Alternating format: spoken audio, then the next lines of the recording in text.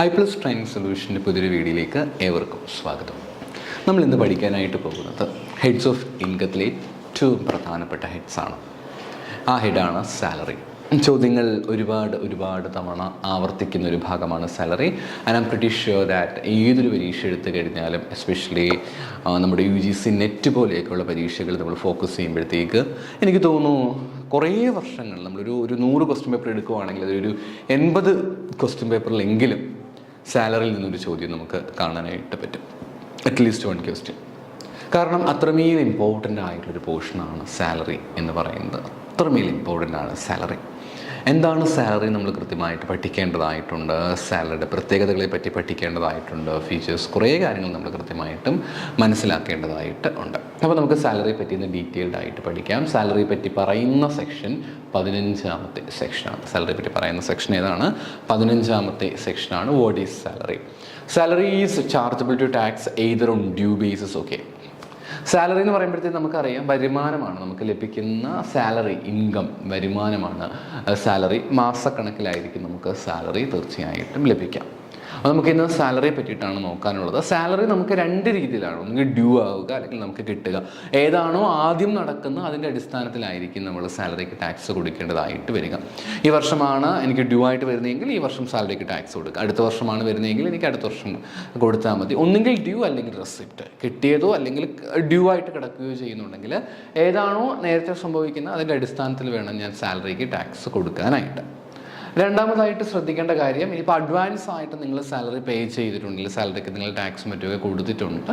അങ്ങനെയാണെങ്കിൽ നിങ്ങൾക്ക് അതനുസരിച്ച് കാര്യങ്ങൾ കൗണ്ട് ചെയ്ത് പോകാനായിട്ട് പറ്റും. നിങ്ങൾക്ക് സാലറിയുടെ അരിയേഴ്സ് മുമ്പ് എപ്പോഴോ നിങ്ങൾക്ക് സാലറി ലഭിക്കുവാനായിട്ടുണ്ടായിരുന്നു. പക്ഷേ നിങ്ങൾക്ക് എപ്പോഴാണ് ആ സാലറി ലഭിക്കുന്നതെങ്കിൽ നമ്മളതിനെ വിളിക്കുന്ന പേരാണ് അരിയേഴ്സ് സാലറി എന്ന് പറയുന്നത്. അപ്പോൾ അതിൻ്റെയൊക്കെ അടിസ്ഥാനത്തിൽ നിങ്ങൾക്ക് എപ്പോഴാണോ അരിയേഴ്സ് കിട്ടുന്നത് ആ സമയത്ത് നിങ്ങൾ എന്ത് കൊടുത്താൽ മതിയായിരിക്കും? സാലറി മറ്റും കൊടുത്താൽ ടാക്സ് മറ്റും കൊടുത്താൽ മതിയായിരിക്കും. അപ്പോൾ ആ രീതിയിലൊക്കെ നിങ്ങൾക്ക് എന്ത് കൗണ്ട് ചെയ്യാനായിട്ട് സാധിക്കുന്നു? സാലറിയുമായിട്ട് ബന്ധപ്പെട്ട് വരുന്ന കാര്യങ്ങൾ നിങ്ങൾക്ക് മനസ്സിലാക്കിയെടുക്കാനായിട്ട് പറ്റുന്നു. അപ്പം ആകെ ഇത്രയും മാത്രം ഇരുന്ന് ഓർത്ത് വെച്ചാൽ മതിയായിരിക്കും.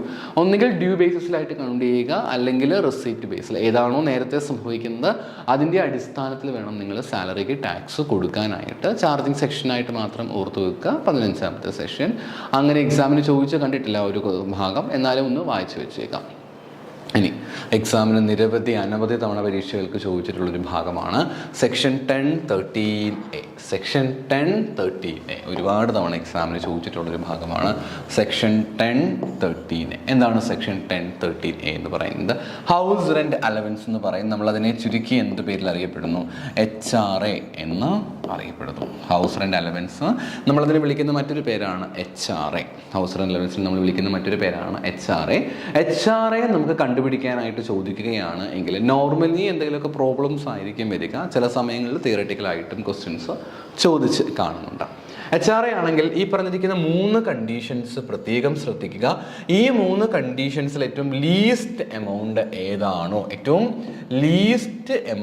ഏതാണോ ആ എമൗണ്ട് ആയിരിക്കും എക്സെംപ്റ്റഡ്. ഞാൻ ആ വാക്ക് വീണ്ടും ഇവിടെ വലുതായിട്ട് എഴുതിയേക്കാം. എക്സെംപ്റ്റഡ്. എക്സംഷൻ ആയിരിക്കും. ആ ഒരു എമൗണ്ട് എന്തായിരിക്കും? എക്സംഷൻ ആയിരിക്കും. ഓർത്തു വെക്കുക, ആ ഒരു പെർട്ടിക്കുലർ എമൗണ്ട് എക്സെംപ്റ്റഡ് ആയിരിക്കും. അപ്പോൾ എന്താണ് എക്സെംപ്റ്റഡ് അല്ലെങ്കിൽ എങ്ങനെയാണ് എക്സെംപ്റ്റഡ് വരിക എന്ന് നമുക്ക് നോക്കാം. ആക്ച്വലി റിസീവ് ചെയ്തിരിക്കുന്ന HRA.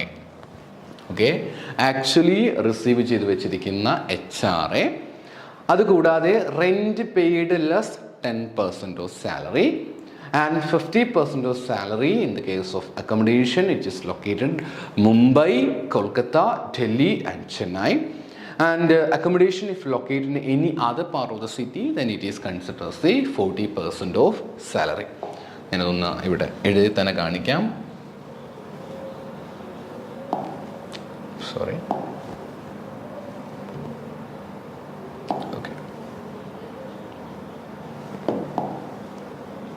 അപ്പം ഞാൻ പറഞ്ഞു HRA ആണ്.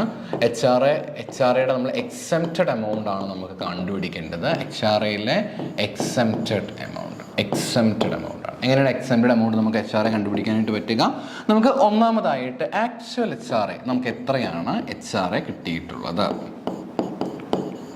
നിലവിൽ നമുക്ക് എത്ര HR ആണ് കിട്ടിയിട്ടുള്ളത്, that is called our actual amount of HR. രണ്ടാമതായിട്ട് ശ്രദ്ധിക്കേണ്ട കാര്യം rent minus 10% of your salary. മൂന്നാമതായിട്ട് ശ്രദ്ധിക്കേണ്ട കാര്യം 50% ഓർ 40% ഓഫ് യുവർ സാലറി.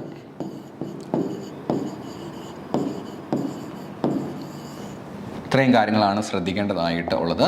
അപ്പോൾ എന്തൊക്കെ കാര്യങ്ങൾ നമുക്ക് ശ്രദ്ധിക്കേണ്ടത്? ഈ 3 കാര്യങ്ങൾ. ഒന്നാമതായിട്ട് നമുക്ക് എത്ര HR ആണോ കിട്ടിയിട്ടുള്ളത്, ആക്ച്വൽ HR റിസീവ്ഡ്. ഒന്നാമതായിട്ട് നമ്മൾ ശ്രദ്ധിക്കേണ്ട കാര്യം ആക്ച്വൽ നമുക്ക് എത്ര HR ആണോ കിട്ടിയിട്ടുള്ളത്. So we have to count the actual HR received.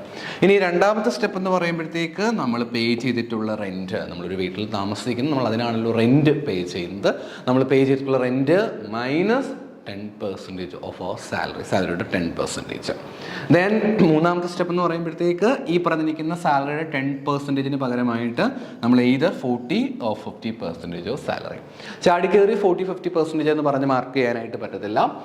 50% ആണെങ്കിൽ നിങ്ങൾ താമസിക്കേണ്ടത് ഒന്നുകിൽ ഡൽഹിയിലോ അല്ലെങ്കിൽ മുംബൈ, കൊൽക്കത്ത, ചെന്നൈ, ഈ പറഞ്ഞിരിക്കുന്ന 4 സ്ഥലങ്ങളിൽ എവിടെയെങ്കിലുമാണ് നിങ്ങൾ താമസിക്കുന്നതെങ്കിൽ നിങ്ങളുടെ സാലറിയുടെ 50% നിങ്ങൾക്ക് എക്സംഷന് വേണ്ടി പരിഗണിക്കുവാനായിട്ട് പറ്റും. ഓക്കെ, നിങ്ങൾ താമസിക്കുന്ന മേഖല എന്ന് പറഞ്ഞിരിക്കുന്നത് ഡൽഹിയിലോ അല്ലെങ്കിൽ മുംബൈ അല്ലെങ്കിൽ കൊൽക്കത്ത അല്ലെങ്കിൽ ചെന്നൈ പോലുള്ള ഏതെങ്കിലുമൊക്കെ മേഖലയിലാണ് നിങ്ങൾ താമസിക്കുന്നതെങ്കിൽ നിങ്ങളുടെ സാലറിയുടെ 50% നിങ്ങൾക്ക് കൗണ്ട് ചെയ്യാനായിട്ട് പറ്റും. എന്നാൽ അതുകൂടാതെ മറ്റേതെങ്കിലും ഒരു മേഖലയിലാണ് നിങ്ങൾ താമസിക്കുന്നതെങ്കിൽ, ഏതെങ്കിലും ഒരു പ്ലേസിലാണ് നിങ്ങൾ താമസിക്കുന്നതെങ്കിൽ നിങ്ങൾക്ക് 40% നിങ്ങൾക്ക് ലഭ്യമായിട്ടുള്ള സാലറിയുടെ 40% നിങ്ങൾക്ക് പരിഗണിക്കുവാനായിട്ട് സാധിക്കും. നിങ്ങൾക്ക് ലഭ്യമായിട്ടുള്ള സാലറിയുടെ 40% നിങ്ങൾക്ക് പരിഗണിക്കുവാനായിട്ട് പറ്റും. അപ്പോൾ അതിൽ ഏതാണോ ആ ഒരു പർട്ടിക്കുലർ എമൗണ്ട് നിങ്ങൾക്ക് ഇവിടെ കൗണ്ട് ചെയ്യാനായിട്ട് പറ്റും. അതിനുശേഷം നമ്മൾ പ്രത്യേകമായിട്ട് ഓരോന്നിൻ്റെയും എമൗണ്ട് രീതികളും കണ്ടെത്തിയ ശേഷം ഇതിലേറ്റവും ലീസ്റ്റ് എമൗണ്ട് എത്രയാണോ, ആ ലീസ്റ്റ് എമൗണ്ട് ആയിരിക്കും നമ്മൾ എക്സംഷൻ ആയിട്ട് പരിഗണിക്കുന്നത്. ലീസ്റ്റ് എമൗണ്ട് എത്രയാണോ ആ ലീസ്റ്റ് എമൗണ്ട് ആയിരിക്കും നമ്മൾ എക്സംഷൻ ആയിട്ട് പരിഗണിക്കുന്നത്. അതുകൊണ്ട് തന്നെ ഇപ്പം നമുക്ക് ലഭിച്ചിരിക്കുന്ന HR എന്ന് പറഞ്ഞിരിക്കുന്ന 5000 ആണ് എങ്കിൽ, ലീസ്റ്റ് എമൗണ്ട് ആയിട്ട് നമ്മൾ പരിഗണിച്ചിരിക്കുന്നത് 1000 ആണെങ്കിൽ നമ്മൾ പേ ചെയ്യേണ്ടി വരുന്ന HR എത്രയാണ്? 4000 ആയിരിക്കും. അപ്പം ഇതാണ് നമ്മുടെ ആക്ച്വൽ എമൗണ്ട് പേ ചെയ്യേണ്ടി വരുന്നത്. ഇതാണ് നമ്മുടെ എക്സംഷൻ എമൗണ്ട് എന്ന് പറയും. ഇതാണ് നമ്മൾ ടോട്ടലായിട്ട് റിസീവ് ചെയ്തിട്ടുള്ള HR. അപ്പോൾ ഇതിൽ ഏറ്റവും ലീസ്റ്റ് വന്നിരിക്കുന്ന 1000 ആണെങ്കിൽ, ഇതിലേറ്റവും ലിസ്റ്റ് അല്ല, നമ്മൾ കൗണ്ട് ചെയ്തിരിക്കുന്നത് 1000 ആണ് എങ്കിൽ നമുക്ക് ബാക്കിയുള്ള എമൗണ്ട് മാത്രം പേ ചെയ്താൽ മതി. അപ്പോൾ എക്സംഷൻ നമുക്ക് ക്ലെയിം ചെയ്യാനായിട്ട് പറ്റും. അപ്പോൾ ഇതാണ് HR പ്രത്യേകത.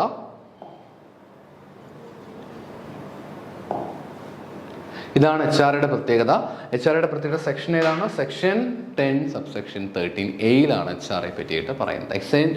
സെക്ഷൻ 10 സബ്സെക്ഷൻ 13A നമുക്ക് HR പറ്റി കാണാനായിട്ട് പറ്റുക. സെക്ഷൻ 10 സബ്സെക്ഷൻ 13A നമുക്ക് HR പറ്റി കാണുന്നത്. അപ്പോൾ HR വളരെ പ്രധാനപ്പെട്ട ഒരു ഭാഗം തന്നെയാണ്. ഈ പറഞ്ഞിരിക്കുന്ന കാര്യങ്ങൾ വെച്ചുകൊണ്ടായിരിക്കും നമ്മൾ HR കൗണ്ട് ചെയ്യുക. ഇനി സെക്ഷൻ 10 സബ്സെക്ഷൻ 14(2) സെക്ഷൻ 10 സബ്സെക്ഷൻ 14(2) കുട്ടികളുടെ എഡ്യൂക്കേഷനുമായിട്ട്, ഇപ്പം ഒരു സ്റ്റുഡൻ്റ് ഉണ്ട്, ആ സ്റ്റുഡൻറ്റിന് ഇപ്പം സ്റ്റുഡൻ്റ് അല്ല, ഒരാൾ ജോലി ചെയ്യുന്നു, അയാൾക്ക് കുട്ടികളുണ്ട്, ആ കുട്ടികൾക്ക് വേണ്ടിയിട്ട് എഡ്യൂക്കേഷൻ അലവൻസ് കൊടുക്കുന്നുണ്ട്. ഇപ്പം എംപ്ലോയർ തന്നെ എഡ്യൂക്കേഷൻ അലവൻസ് കൊടുക്കുന്നുണ്ടെങ്കിൽ ഒരു കുട്ടിക്ക് 100 രൂപ പെർ മന്ത് എന്ന രീതിയിൽ,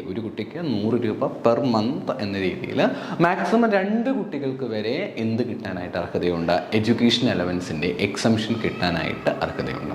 അപ്പോൾ ഒരു കുട്ടിക്ക് 100 രൂപ വെച്ചിട്ട് 12 മാസം ആകുമ്പോഴത്തേക്ക് എത്ര രൂപ ആകുന്നുണ്ട്? എല്ലാം കൂടെ 1200 രൂപ ആകുന്നുണ്ട്.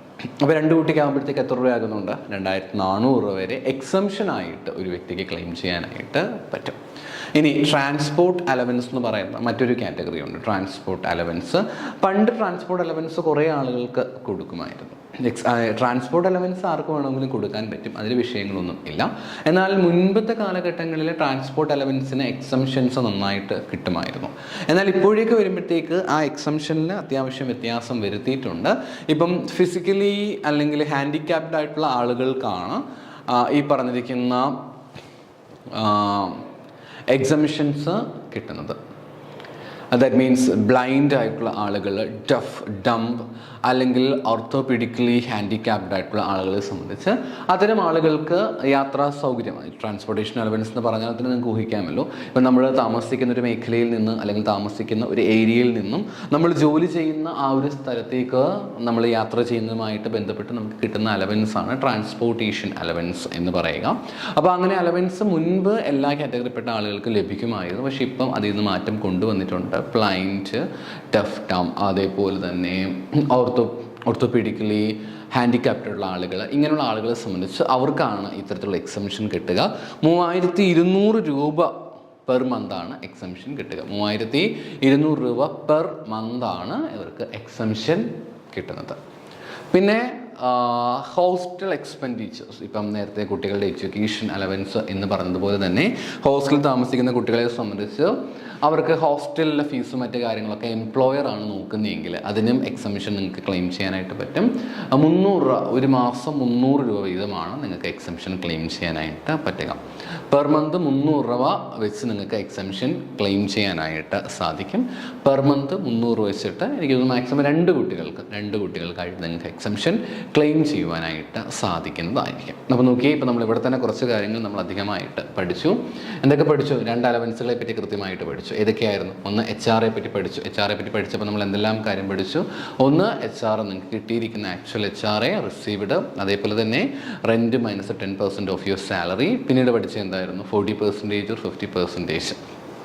നിങ്ങൾ താമസിക്കുന്നത് ഒരു വലിയ രീതിയിലുള്ള ഒരു മെഗാ നഗരങ്ങളിലാണ്, മെട്രോപൊളിറ്റൻ സിറ്റീസിലൊക്കെയാണ് എങ്കിൽ, അതായത് നിങ്ങൾ മുംബൈ, കൊൽക്കത്ത, ഡൽഹി, ചെന്നൈ പോലുള്ള സ്ഥലങ്ങളിലൊക്കെയാണ് നിങ്ങൾ ജീവിക്കുന്നതെങ്കിൽ തീർച്ചയായിട്ടും നിങ്ങൾക്ക് ലഭ്യമായിട്ടുള്ള സാലറിയുടെ 50% ഇവിടെ ക്ലെയിം ചെയ്യാനായിട്ട് പറ്റും. അതേ സ്ഥാനത്ത് മറ്റേത് മേഖലയിലാണെങ്കിലും മറ്റേത് സ്ഥലത്താണെങ്കിലും നിങ്ങൾ ജോലി ചെയ്യുന്നതെങ്കിലും നിങ്ങൾക്കതിൻ്റെ 40% സാലറി ആയിരിക്കും കിട്ടുക.